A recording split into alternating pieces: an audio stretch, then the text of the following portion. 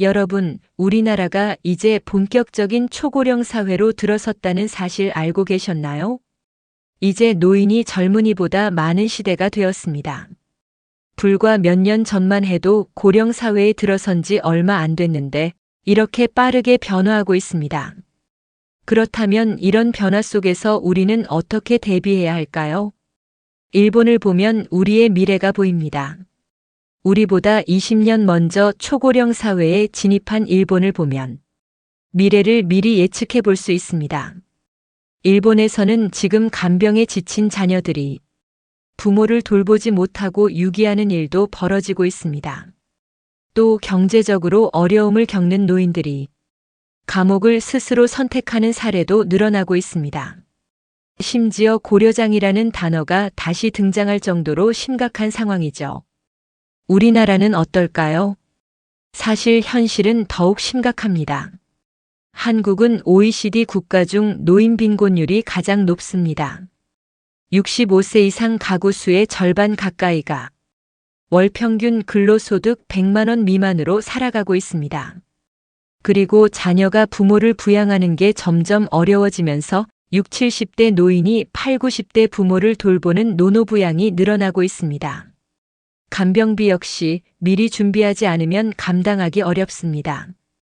초고령 사회에서는 건강이 가장 중요한데 병간호가 필요해지면 그 비용이 만만치 않습니다. 현재 월 평균 간병비는 약 370만 원인데 이는 보통 가정의 중위소득 60%에 해당하는 금액입니다. 가족이 돌보다가 지쳐버리는 경우도 많고 결국 경제적인 문제까지 겹치면 가정이 무너지는 일도 발생합니다. 준비 없이 맞닥뜨리면 감당하기 힘든 상황이 올 수도 있습니다.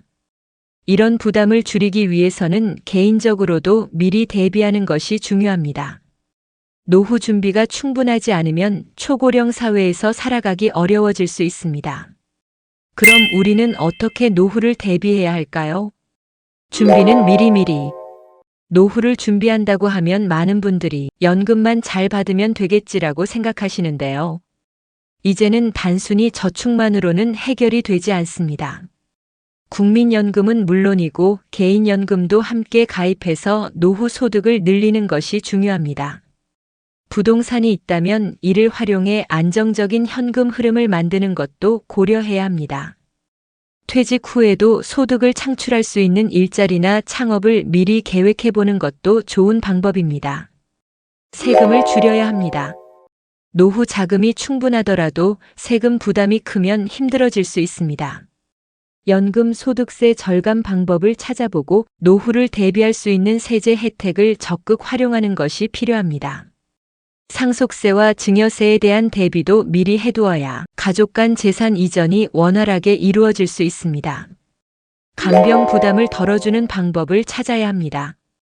간병비 부담이 너무 크다면 국가에서 제공하는 지원 제도를 최대한 활용해야 합니다.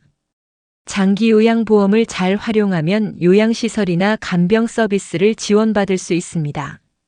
앞으로 외국인 간병인 시장이 확대될 가능성이 크니 이에 대한 현실적인 대안도 고려해야 합니다. 현실을 직시하고 미리 준비해야 합니다. 초고령 사회는 이미 시작되었습니다.